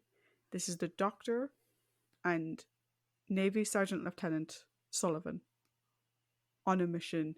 They have a focus. The two of them work amazingly well in this story, which is why the whole ham-fisted idiot thing in Mm-hmm. Revenge of the Cybermen sort of hits wrong. But here they work so well together. Like literally throughout. Even like when Harry gets his foot stuck in a giant clam, the Doctor doesn't make fun of him for it. It's like, come on, lad, we're here together. Um and I think having Harry with him for that first part, I think almost does it to the better because it's gonna sound weird. He doesn't have to protect Harry. Mm-hmm. While he knows Sarah can take care of herself, she's also like little tiny and he instinctively would want to protect her anyway. Harry, he doesn't. And the two of them sort of just working together to complete a mission, I think is great. Later on, when he thinks that Sarah and Harry have died in that missile strike, his heartbreak thinking they're gone, and then his relief and joy at finding out they survived, and that like really brusque like slammed her into him hug that he did with Sarah Jane and whatever, is brilliant. Like you said, the scenes he has with Davros, and like there's something in here that, again, I think it's interesting how this even evolves in terms of the Fourth Doctor. We're here, Sarah and Harry are being tortured because Mm. Davros realizes that Doctor has future information and he wants it. And they're being tortured, and they literally, like, we see the pain level increase for them once. And he's like, no, fuck it. I'll deal with the ramifications later.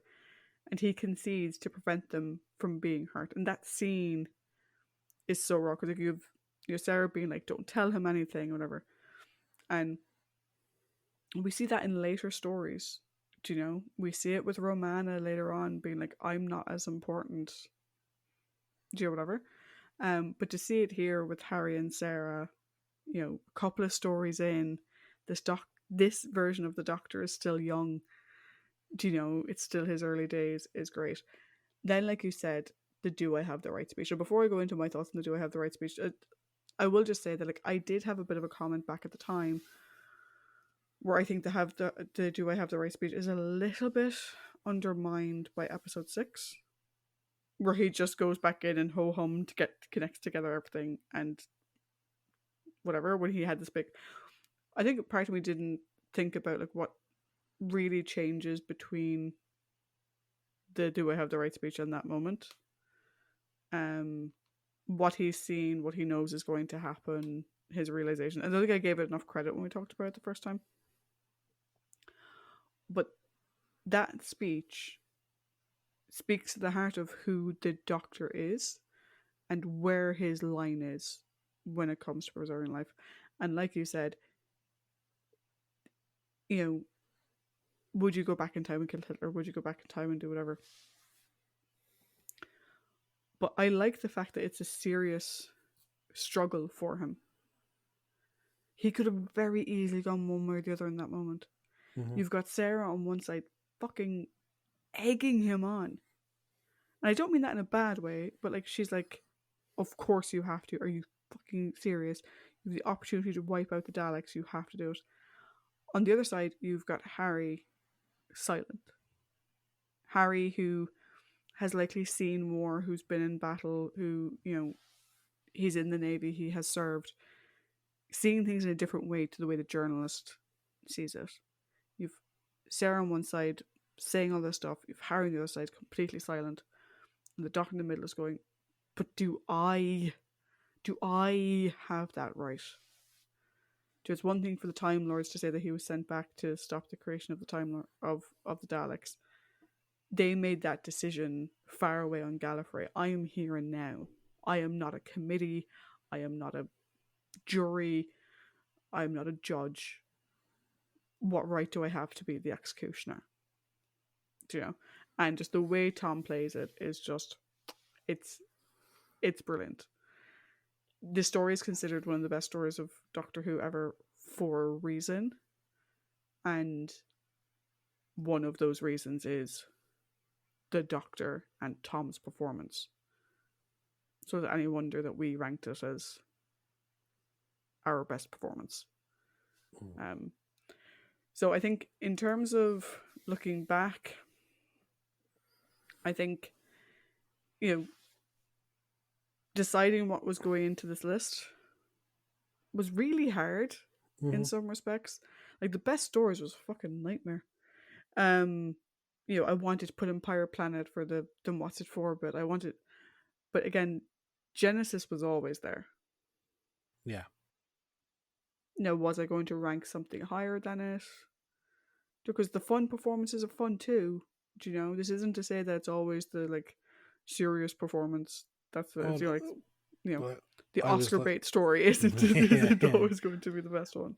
Oh, like at one point, I was like Robots of Death was a contender. Ark in Space was a contender. Fuck it. Oh, there was another one. I think I had Terror the Zygons in there as well. I had But Hand of Fear at one point. yeah, sorry, no, that was another one. It was very difficult. It was very Mm, because even those were some stories that weren't like there was some stories that weren't rated hugely high by us, mm. but his performance in them was great. Um, so Brain of yeah, Morbius, another hmm hmm great one for Tom. yeah, Um, Face of Evil, even. yeah, Um, you know, very fucking very heavy interesting episode. story. Yeah. Very interesting story. Um, and then like for the worst episodes, I think sadly there was a lot of lower ranking episodes, Mm. and I'll give a rundown in a second there of like what the average score was per season, just so people have an idea. But he has 42 stories. Yeah. It's a lot. Um, so before we get to what's the 4-3-2-1 in terms of rankings, hmm let's just because he's had so many stories, let's just give a summary run through. So Tom came on board in season 12. Our average ranking for season 12 was 4.45. I'm going to combine the two of us together to make this easier. Season 12 was 4.45. Season 13 was 4.19. Season 14 was 3.94. Season 15 was 2.65. 16 was 3.54. 17 was 2.67. And 18 was 2.93. hmm Some great seasons, some not so great seasons. But the one thing I would say is that with 42 stories, there is something for everyone.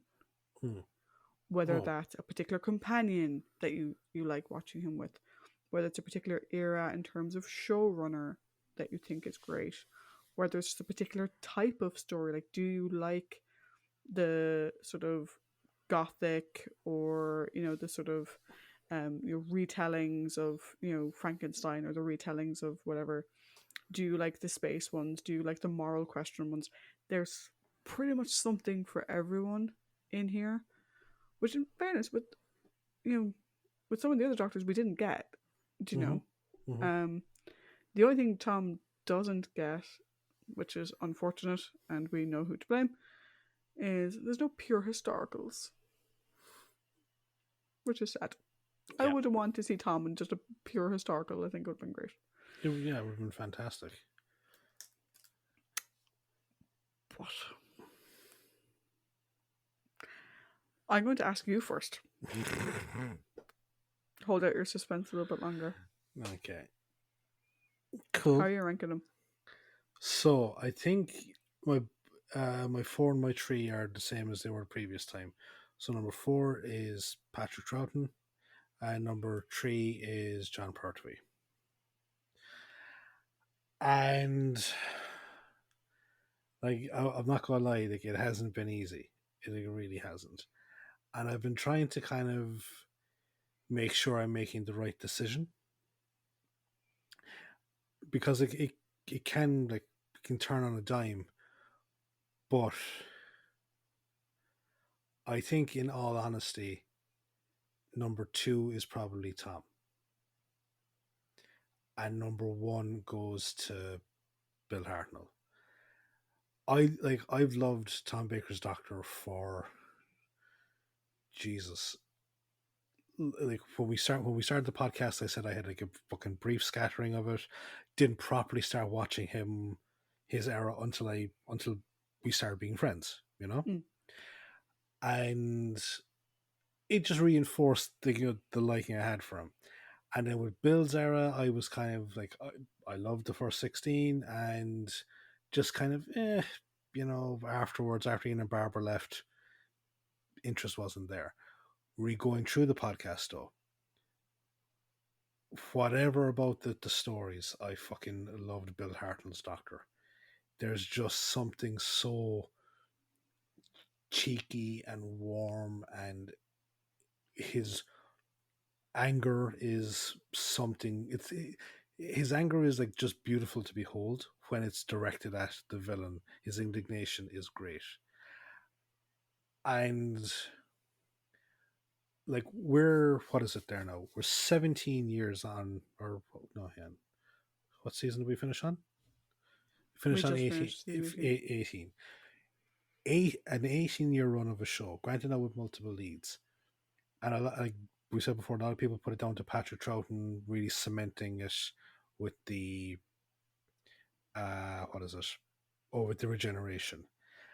That question isn't raised throughout the first 3 years. Mm. Like that question isn't raised without the work of Bill Hartnell. And yeah, I so yeah, number one is number one, number two is number four, number three is number three, and number four is number two.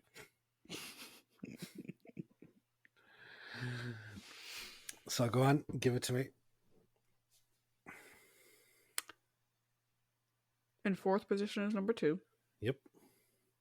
In third position is number 3. Mm-hmm. In second position is number 4. And in first position is number 1. I'm not going to lie, I had kind of come to that decision by the end of Leela. But I was waiting to see if Romanos could bring it back. Romanas could bring it back. And I thought Romana 1 would have it in the bag. And then we changed Romana 2, and then it just went off fucking weird. But I need to differentiate between the Fourth Doctor's run and the Fourth Doctor as a person. Both separately put him in the number 2 spot, but I do need to differentiate between it because he has a much longer run than Bill did, and he's much more prominent. Obviously, the way the episodes used to work, the fact that Bill used to have stories off, or like the majority of stories off, we don't really get that with these current batch of stories. The fact that Bill usually had more companions, and so there was more going around him, and obviously Bill's health, particularly towards the end, he himself was being phased out. I love Tom. I love Tom with Liz. Tom with Liz is, if it was just Tom with Liz versus Bill with Jackie and William Russell and, you know, either Caroline or Maureen, either one would do. Tom would probably pick it to the post. But the difference is that while, yes, Tom had more stories than Bill had, and some of Bill's were stinkers as well. Do you know? They weren't all fucking they weren't rosy in the garden. Do you know what I mean? But the difference was that Bill's character, the Doctor, you hit on the head, he grew and he developed and he learned. The Fourth Doctor never does. He resets himself continually. What growth has he had from when he became the Fourth Doctor to when he's now becoming the Fifth Doctor? Because Doc John cared about the universe. Doc John cared about his companions and wanted to see them safe. That didn't change. I would have loved to have seen Tom, take, interactions with Leela, the quote-unquote savage, interactions with Romana, who, like Romana 1, really liking the interaction. He had growth with Romana 1, getting to trust her, helping her thaw herself a bit, and whatever. But then Romana 2 comes along, and this is obviously Tom's personal life weighing in as well, and whatever. He just didn't seem to grow at all. I can't think of a lesson that Tom's Doctor learned and retained whereas Bill's Doctor clearly did. Like, we have those first three, the arc of those first three, and then we have the rest of the time with Ian and Barbara. And the rest of his time with Vicky, I think, is very important. And then he's got his other companions coming in. Like you said, he's getting to realize that these people are transient in his life and he can show them a good time and then drop them off, whatever. I just think that Bill consistently is he's someone I like more. Like, after the first three, it's very hard to find a story where Bill was an asshole. Mm-hmm. And the first three, him being an asshole was kind of part of the development. Yeah. With Tom, though, there are several stories where he was an asshole. Some of them small, like I said, Pyramids, he's kind of asshole in certain parts. But then Invisible Enemy, Rybos, Underworld, fucking Talons. I'm like, come on. What is this? And that's what really clinched it, was the treatment of Leela. I was like, nah, Bill would never have treated her like that. And like, Never. and like, that's the thing. Like, one of those things that we talked about was that future representations of him paint him in a very different light.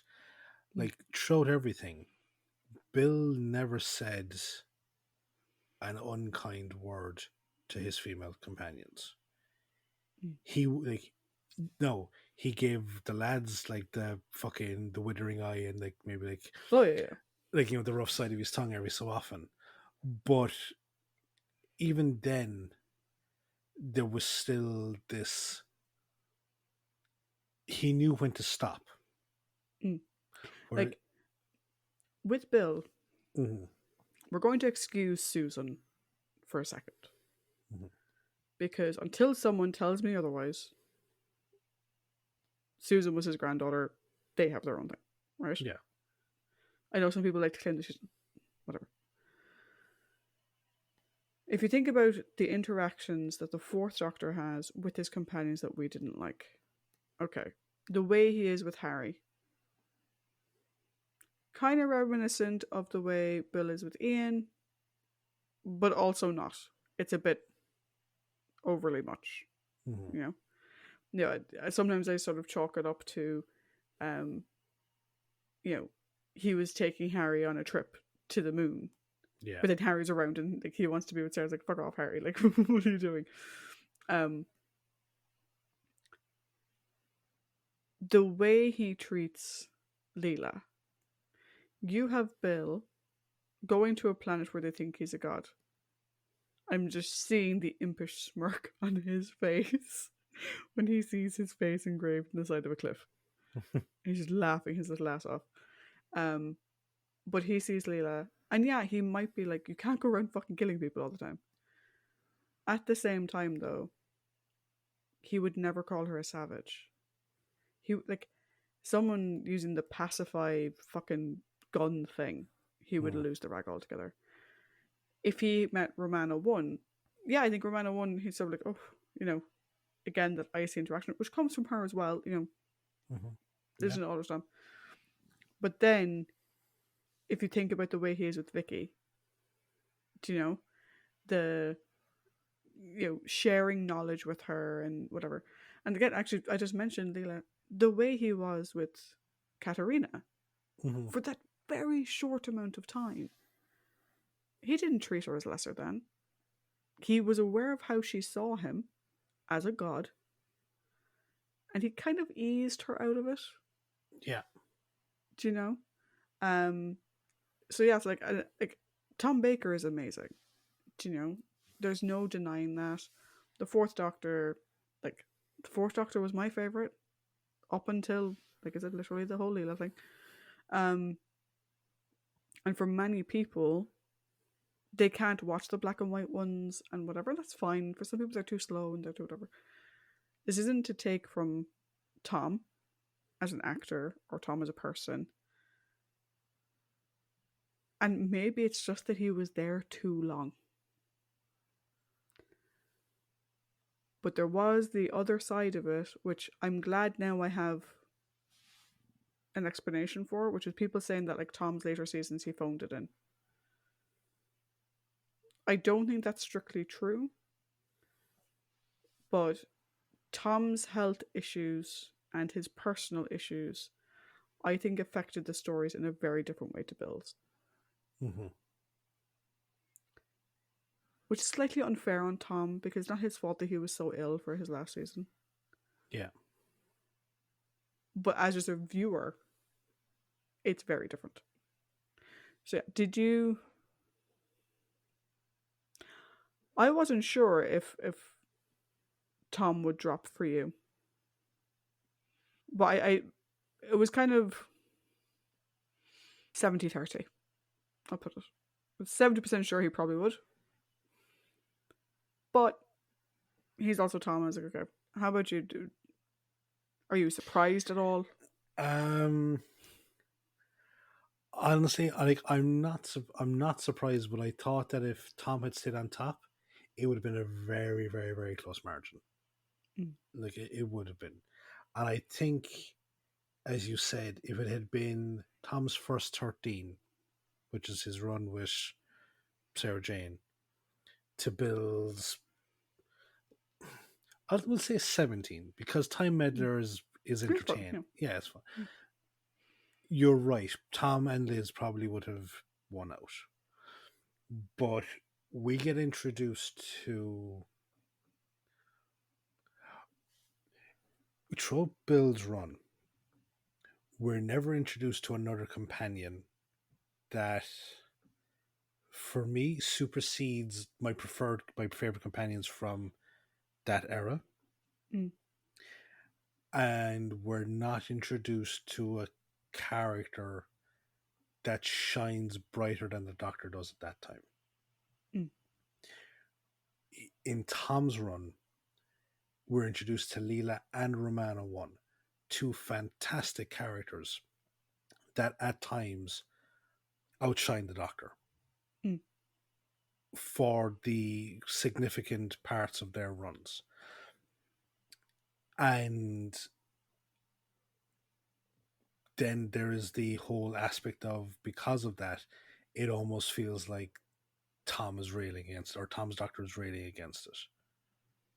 Mm. Like the first four Leela stories are brilliant, and there's a weird odd couple-ish My Fair Lady fucking aspect to it, and it comes to a head in Horror Fang Rock, where they found their groove, they found it, it's brilliant.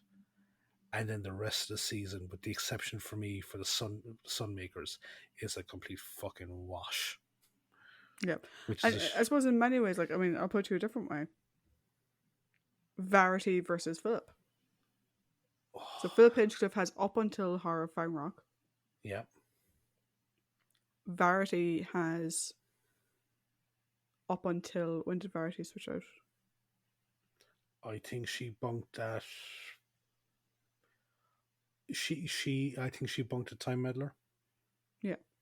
Yeah, cause So if you take it to Horror of Fang Rock, yeah, I still think Tom may have picked him to the post if you include up to Horror of Fang Rock. yeah, no, I Um, but after that, it's not that after that is bad, but no, it's because problematic. we have the Key to Time season, which for the Yeah. most part is brilliant. Because like we've got Mary Tam giving it fucking socks, and yeah, like Graham Williams' first season, um, it's it's a very rough watch Yeah. because of the complete fucking switch in the dynamic between the Doctor and Leela, and the introduction of K9, and this weird regression of the Doctor. Yeah. And then everything after, then the Tom's last two seasons, the introduction of Lala not being able to find the right direction for her, and the writing not fucking like holding up well for her, and some good story concepts. I mean, like Nightmare Mm. of Eden and fucking Horns of Nyman, fantastic.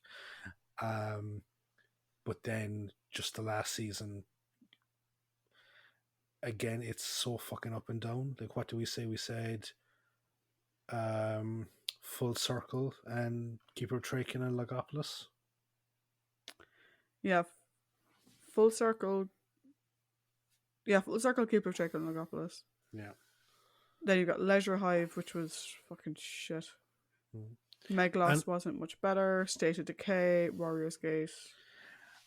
like, don't get me wrong. Now, as I said, season 3, so Bill's last season, Mm. it's there's some fucking rough ones in there, but there's some conceptually great ones. Like, Yeah, like just for context, right? So just to give people a little bit of insight as well. So I gave the rundown of Tom's seasons. Um, Bill has 3 seasons. End of season 1 is a 4.16. End of season 2 is a 4.06. End of season 3 is a 2.75. That was probably his lowest, but yeah, the gunfighters tanked that like there was absolutely no tomorrow. yeah, Um, and then his first 2 of season 4, Smugglers was a 3.88 and 10th Planet was a 4.25. So he ended on a high. mm-hmm. Like War Machines, I think it wasn't fantastic, but it was good. Mm-hmm. Um, So it's Savages, just same. It really is the gunfighters sort of yeah, tanked it like there was no tomorrow.